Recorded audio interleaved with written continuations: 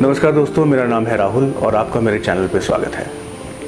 आज मैं आपसे एक डॉक्यूमेंट की बात करूंगा और एक प्रोसेस की बात करूंगा जिसको आपके लिए करवाना बहुत ज़रूरी है जब भी आप कोई प्रॉपर्टी परचेज करते हैं। उस प्रोसेस का नाम है इंतकाल। अब ये इंतकाल होता क्या है? जब भी आपने कोई प्रॉपर्टी परचेज करने के बाद आपको एक रजिस्ट्री मिलती है। उस रजिस्ट्री की फ़ोटोकॉपी आपने अपने एरिया का जो पटवारी है उसको सबमिट करनी है।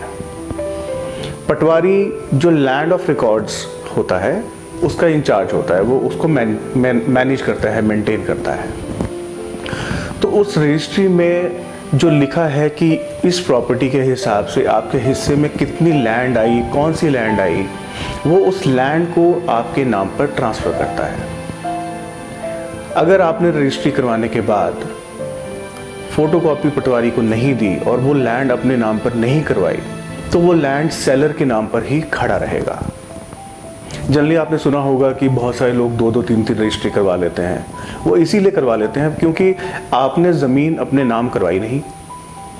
जो ज़मीन सेलर के नाम पे थी वो उसके नाम पे खड़ी रही, तो वो दूसरी बार भी रजिस्ट्री करवा लेता है, तीसरी बार भी रजिस्ट्री करवा लेता है। तो ये बहुत ही महत्वपूर्ण है कि जैसे ही आपने अपनी प्रॉपर्टी की रजिस्ट्री करवाई उसकी फ़ोटोकॉपी इमीडिएटली फ़ौरन अगले दिन पटवारी को दें और पटवारी से कहें कि मुझे ये रजिस्ट्री मैंने करवाई है, मेरे नाम पर मेरी ज़मीन ट्रांसफ़र कर दी जाए। वो आपसे एक नॉमिनल फ़ीस लेते हैं जो गवर्नमेंट फ़ीस रहती है, और उसके बाद वो आपको एक डॉक्यूमेंट देंगे जिसको कई जगह पर अलग अलग नाम से बोला जाता है, जैसे कि उसको फ़र्द बोला जाता है, जमाबंदी बोला जाता है।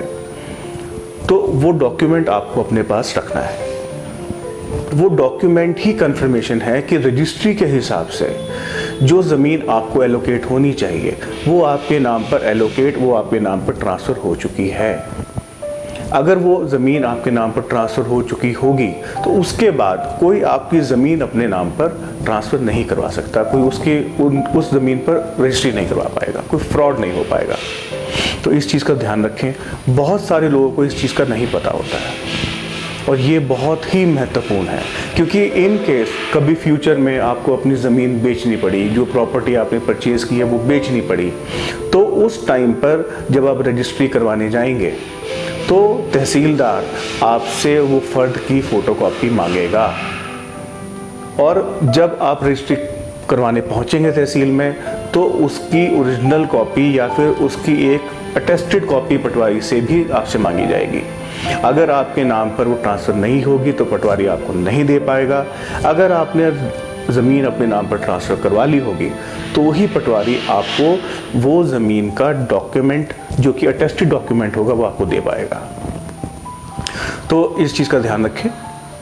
ज़मीन अपने नाम पर ट्रांसफ़र ज़रूर करवाएं, पटवारी को डॉक्यूमेंट दें, ताकि कल आपकी प्रॉपर्टी को कोई क्लेम ना कर सके। और अगर आपको कल अपनी प्रॉपर्टी सेल करनी है तो भी आपकी प्रॉपर्टी सेल करने में आपको किसी तरीके की कोई दिक्कत ना आए। मुझे लगता है कि ये एक इम्पॉर्टेंट इन्फॉर्मेशन आपके ज़रूर काम आएगी।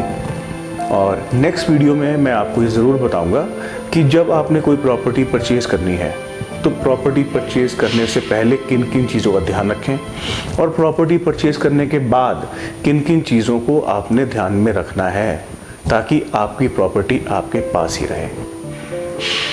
उम्मीद करता हूँ कि आपको वीडियो पसंद आया होगा। धन्यवाद।